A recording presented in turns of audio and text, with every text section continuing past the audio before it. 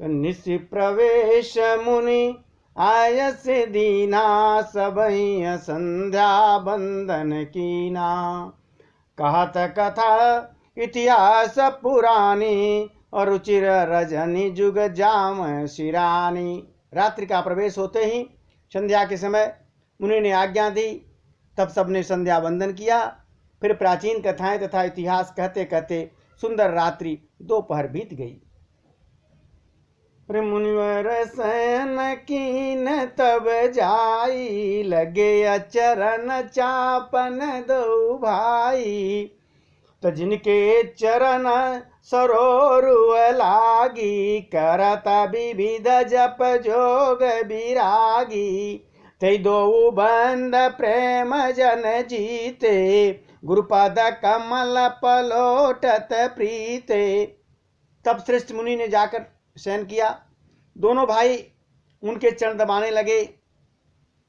जिनके चरण कमलों के दर्शन एवं स्पर्श के लिए वैराग्यवान पुरुष भी भांति भांति के जप और योग करते हैं, वे ही दोनों भाई मानो प्रेम से जीते हुए प्रेम पूर्वक गुरु जी के चरण कमलों को दबा रहे हैं। अरे बार बार मुनि आज्ञा दीनी, रघुवर जाई शयन तब कीनी। और चापत चरण लखन उरलाए, सब यस प्रेम परम सचु पाए। और पुनि पुनि प्रभु कह सोवहु ताता, पौड़े अधर उर पद जल जाता। मुनि ने बार बार आज्ञा दी। तब श्री रघुनाथ जी ने जाकर शयन किया। श्री राम जी के चरण कमलों को हृदय में लगाकर भय और प्रेम सहित परम सुख का अनुभव करते हुए लक्ष्मण जी उनको दबा रहे हैं। भगवान श्री राम के पैर को अब दबा रहे हैं। प्रभु श्री राम जी ने जब बार बार कहा हे तात अब सो जाओ, तब ये उन चरण कमलों को हृदय में धरकर लेट गए। और उठे लखन निस विगत सुन, अरुण शिखा धुनि कान। और गुरते पहले जगत पति, जागे राम सुजान। रात बीतने पर मुर्गे का शब्द कानों में सुनकर लक्ष्मण जी उठे पहले। जगत के स्वामी सुजान श्री राम जी भी गुरु से पहले ही जग गए। अरे सकल सोच करी जाय नहाए, नित्य निभाई मुनि सिर नाये। समय जान गुरु आयस पाई, लेन प्रसून चले दो भाई। सब सोच क्रिया करके और वे जाकर नहाए। फिर संध्या अग्निहोत्र आदि नित्य कर्म समाप्त करके उन्होंने मुनि को मस्तक नवाया। पूजा का समय जानकर गुरु जी की आज्ञा पाकर दोनों भाई फूल लेने के लिए बाग में चले गए। अरे भूप बाग बर देखं जाई, जह बसंत ऋतु रैयलो भाई। लागे बिटप मनोहर नाना, बरन बरन बर बेली बिताना। उन्होंने जाकर राजा का सुंदर बाग देखा भगवान श्री राम जी ने, जहां बसंत ऋतु लुभा कर रह रही। बसंत ऋतु पूरी लुभा रही है। उस बाग में मन को लुभाने वाले अनेक वृक्ष लगे हैं, रंग बिरंगी उत्तम लताएं हैं, उनके मंडप बने हुए लताओं के। और नव पल्लव फल सुमन सुहाए, निज संपत्ति सुर रूख लजाए। चातक कोकिल किरच कोरा, कूजत बिहग नटट कलक मोरा। मध्य बाग सरु सोह सुहावा, मनुष्यो पान विचित्र बनावा। विमल सलील सर सिज बहुरंगा, जल खग कूजत गुंजत भृंगा। नए पत्ते, पेड़ में नए पत्ते जब आते हैं बड़ा प्यारा लगता है। फलों और फूलों से युक्त सुंदर वृक्ष अपनी संपत्ति से कल्प वृक्ष को भी लजा रहे हैं, इतने सुंदर लग रहे हैं। पपीहे, कोयल, तोते, चकोर आदि पंछी मीठी बोली बोल रहे हैं और मोर सुंदर नृत्य कर रहा है। बाग के बीच में बड़ा सुहावना सरोवर बना है, बड़ा ही सुशोभित हो रहा है, जिसमें मड़ियों की सीढ़ियां विचित्र ढंग से बनी हुई हैं। उसका जल निर्मल है, जिसमें अनेक रंगों के कमल खिले हुए हैं। जल के पंछी भी कलरव कर रहे हैं और भ्रमर भी गुंजार कर रहे हैं। और बाग तड़ाग बिलोक प्रभु हर्ष बंधु समेत परम रम्य रामया जो राम ही सुख देत। बाग और सरोवर को देखकर प्रभु श्री राम जी भाई लक्ष्मण सहित एकदम हर्षित हो रहे हैं। यह बाग वास्तव में परम रमणीय है, जो जगत को सुख देने वाले श्री रामचंद्र जी को सुख दे रहा है। और चौदीसी चितई पूछी माली गन लगे अले न दल फूल मुदित मन अति अवसर सीता तह आई गिरिजा पूजन जननी पठाई। चारों ओर दृष्टि डालकर और मालियों से पूछकर वे प्रसन्न मन से पत्र पुष्प लेने लगे भगवान श्री राम। उसी समय सीता जी वहां आई। माता ने उन्हें पार्वती जी की पूजा करने के लिए भेजा था। और संग सखी सब सुबग सयानी गाँव ही गीतम नुहर बानी सरसमीप गिर जागृय सोहा बरन जाई देखी मन मोहा। सीता जी के साथ सुंदरी और सयानी सखियां थीं, जो मनोहर वाणी से गीत गा रही थी। जो बाग के बीच में सरोवर बना था, उस सरोवर के पास गिरिजा जी का मंदिर सुशोभित हो रहा था। मां पार्वती का मंदिर था, जिसका वर्णन नहीं किया जा सकता, देखकर मन मोहित हो जाता था।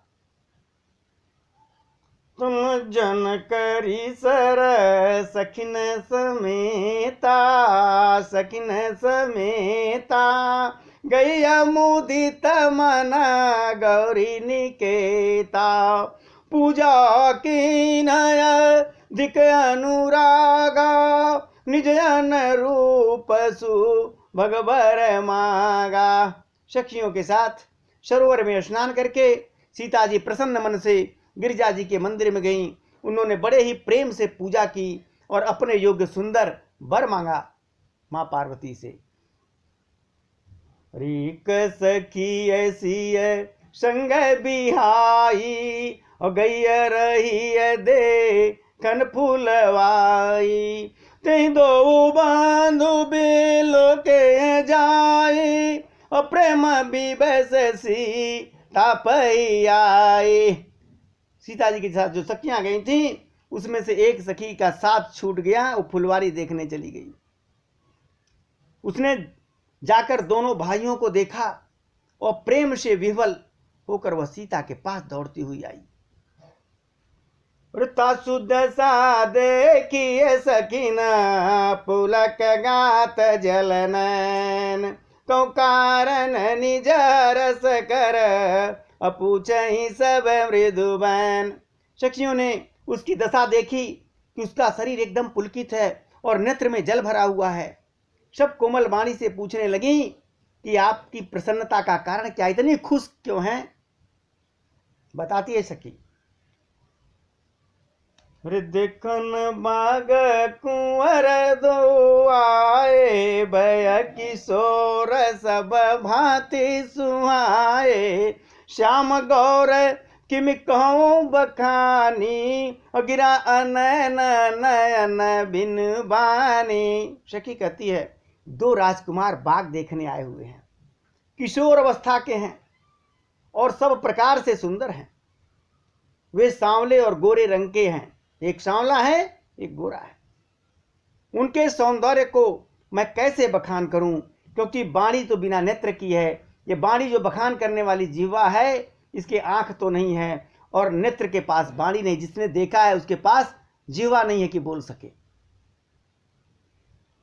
सुन रसिय सब सखिय सयानी सियहि अति उत कंठा जानी अरे एक कही नृप सुतते आली, सुने अज मुनि संग आए काली। यह सुनकर और सीता जी के हृदय में बड़ी उत्कंठा जानकर सब सयानी सखियां प्रसन्न हो गईं।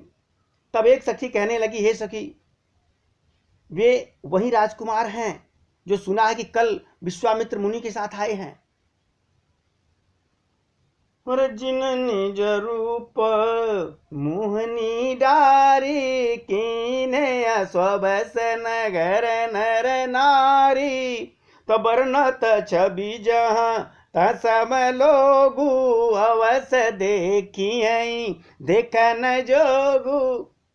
और जिन्होंने अपने रूप की मोहनी डालकर पूरे नगर के स्त्री पुरुषों को अपने बस में कर लिया है, जहां तहां सब लोग उन्हीं के छवि का वर्णन कर रहे हैं, इसलिए अवश्य चलकर उन्हें देखना चाहिए, क्योंकि वो देखने योग्य हैं। वृत्तासु बचन अति सियहि सुहाने, दरस लागी लोचन कुलाने। चलिए अग्र कर प्रिय सखी सोई, और प्रीत पुरातन लखई न कोई। उसके वचन को सीता जी ने सुनकर के बड़ा अत्यंत उनको हृदय में प्रिय लगा, और दर्शन के लिए उनके नेत्र अकुलाने लगे, व्याकुल होने लगे। उसी समय प्यारी सखी को आगे करके सीता जी चली। पुरानी प्रीति को कोई लख नहीं पा रहा है, कोई नहीं जानता कि प्रभु श्री राम है और मां जानकी जगत जननी है। सुमेरे से नारद बचन, उपजिय प्रीत पुनीत। अचकित बिलोकत सकल दिश, जन शिष भृगिय सवित। नारद जी के वचनों का स्मरण करके सीता जी के मन में पवित्र प्रीत उत्पन्न हुई। वे चकित होकर के सब और इस तरह देख रही हैं, मानो डरी हुई हैं, जैसे मृग का बच्चा इधर उधर देखता है डर करके।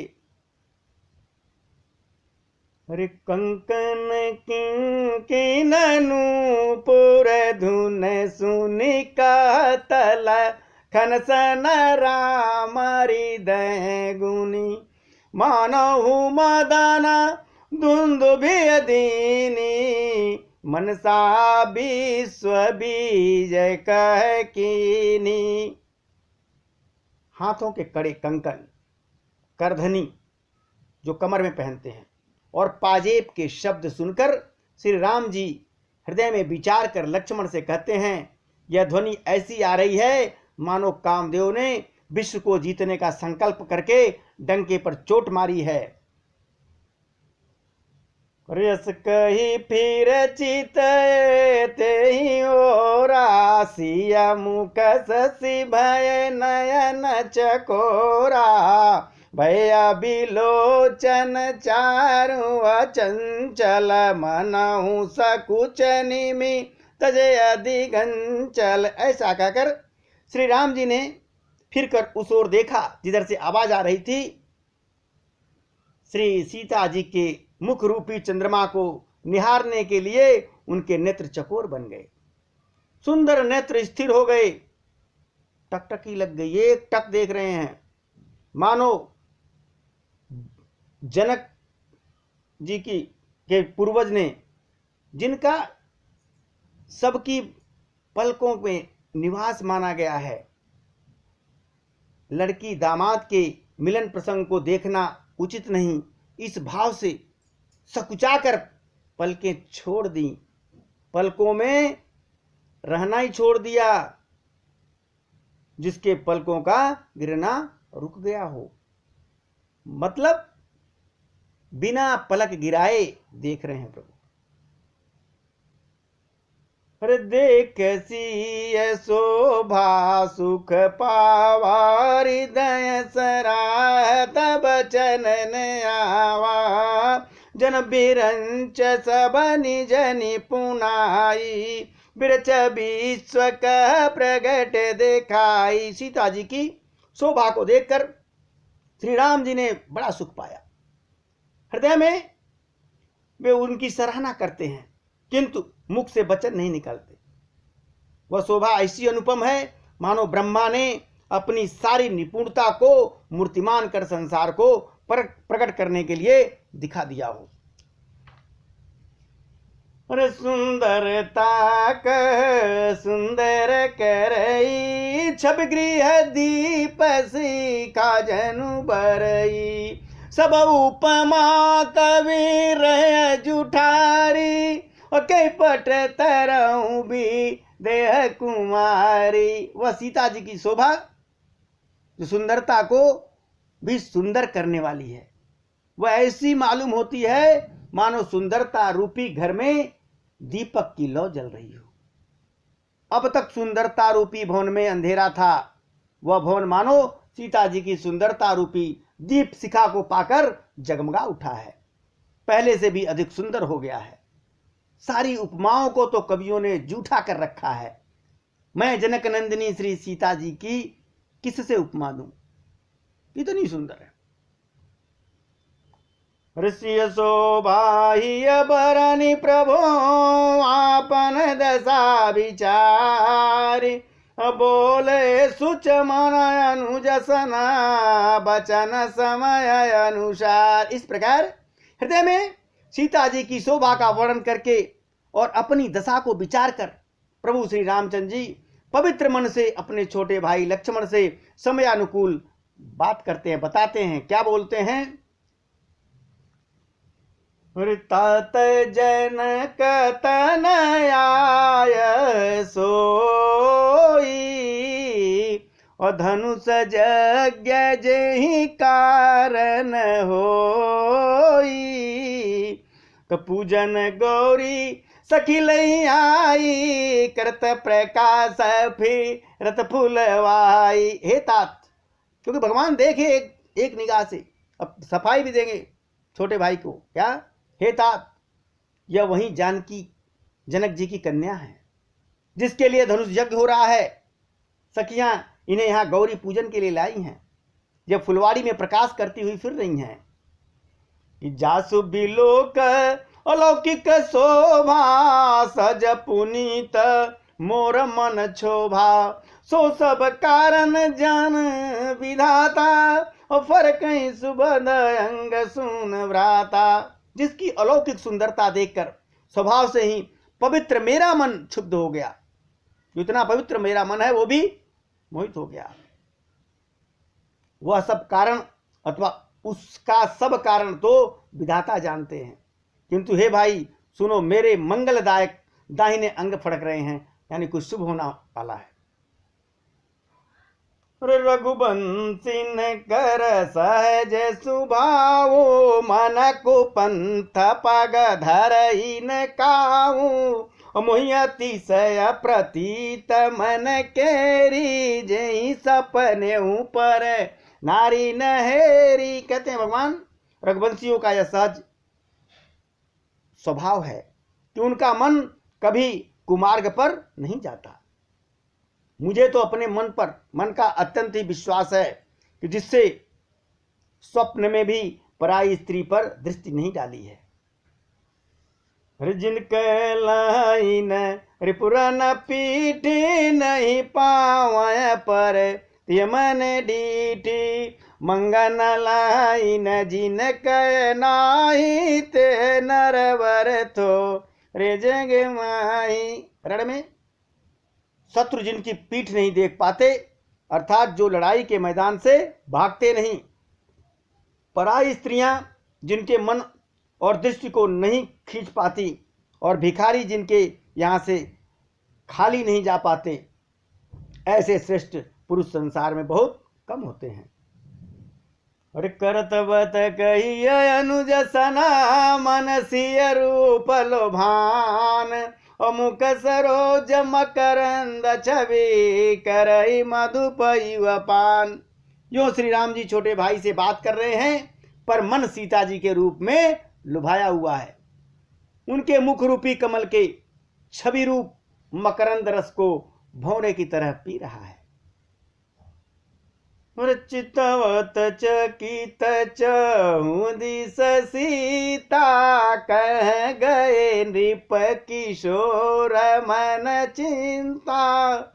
और जब भी लोक मृग शावक नैनी जनुता बरी सक मल सीत श्रेणी। सीता जी चकित होकर चारों ओर देख रही हैं। मन इस बात की चिंता है मन में कि राजकुमार गए कहां। बाल मृग नैनी, मृग के जो छोटे बच्चे होते हैं, छोटी सी आंखों वाली, सीता जी जहां दृष्टि डालती हैं वहां मानो श्वेत कमल, श्वेत रंग के कमलों की कतार बरस जाती है। फिर सखियां दिखाती हैं सीता को। लता ओट तब सखिन दिखाए श्यामल गौर किशोर सुहाए। देख रूप लोचन ललचाने हर्षे जन निज निधि पहचाने। तब सखियों ने लता की ओट से सुंदर श्याम और गौर कुमारों को दिखाया। उनके रूप को देखकर नेत्र ललचा उठे। वैसे प्रसन्न हुई मानो उन्होंने अपना खजाना पहचान लिया हो। थके नयन रघुपति छवि देखे पलकन हूँ परी हरियनी में से। अधिक स्नेह देव बोरी शरद शशि जिन चितवच कोरी।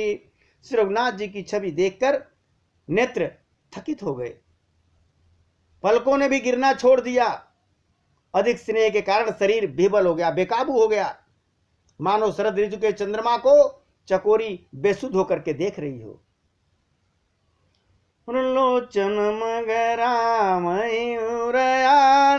दीन पलक पाट सयानी। जब सिय सखीन प्रेम बस जानी कहीं न से कहीं कछु मन सकुचानी। नेत्रों के रास्ते श्री राम जी को हृदय में ला करके चतुर शिरोमणि जानकी ने पलकों के किवाड़ लगा दिया, अर्थात नेत्र मूंद कर उनका ध्यान करने लगी प्रभु का। जब सखियों ने सीता जी को प्रेम के वश में जाना तो वे मन में सकुचा गईं, कुछ कह नहीं सकती थीं। रिलता भवन ते प्रगट भय ते ही अवसर दो भाई। अनिक से जन जुग बिमल विधो जलद पटल बिले गाय। उसी समय जब आंख बंद किए हुए थी, उसी समय दोनों भाई लता का जो कुंज था, मंडप था, उसमें से प्रकट हुए, मानो दो निर्मल चंद्रमा बादलों के पर्दे को हटाकर निकल गए हों। शिव सुभग दो बीरा नील पीत जल जाभ शरीरा। मोरा पंख सिर सोवतनी के गुच्छ बीच बीच कुसुम कली के। दोनों सुंदर भाई शोभा की सीमा है। उनके शरीर की शोभा जो आभा है नीले और पीले रंग की कमल की सी है। दोनों सिर पर सुंदर मोर पंख सुशोभित हो रहे हैं। उनके बीच बीच में फूलों की कलियों के गुच्छे लगे हुए हैं। बाल तिलक श्रम बिंदु सुहाए श्रवण सुभग भूषण छवि छाए। तब विकट भृगुट कच घूंगर वारे नव सरोज लोचन रतनारे। माथे पर तिलक और पसीने की बूंदें शोभमान हो रही, कानों में सुंदर भूषणों की छवि छाई हुई है। टेढ़ी भौवें और घुघराले बाल हैं। नए लाल कमल के समान रत्नारे लाल नेत्र हैं उनके। चारच बुक नासिका कपोला हस बिलास ले तमन मोला। तो मुख छवि कहीं न जाई मुहि पाई और जो बिलो की बहु काम ल जाई। ठोड़ी नाक और गाल बड़े ही सुंदर है और हंसी की शोभा मन को मोल लिए लेती है। मुख की छवि तो मुझसे कहीं नहीं जाती, जिसे देखकर बहुत से कामदेव लजा जाते हैं, इतने सुंदर है प्रभु। मणिमाल कंबगल गीवा काम कलब कर भुजबल शिवा सुमन समेत बाम कर दोना सांवर कुंवर से खिसुट लोना। वक्षस्थल पर मणियों की माला है, शंख के सदृश सुंदर गला है, कामदेव के हाथी के बच्चे की सूंड के समान उतार चढ़ाव वाली एवं कोमल भुजाएं हैं, जो बल की सीमा है, जिसके बाएं हाथ में फूलों सहित दोना है। हे सखी, वह सांवला कुंवर तो बहुत ही सलोना है।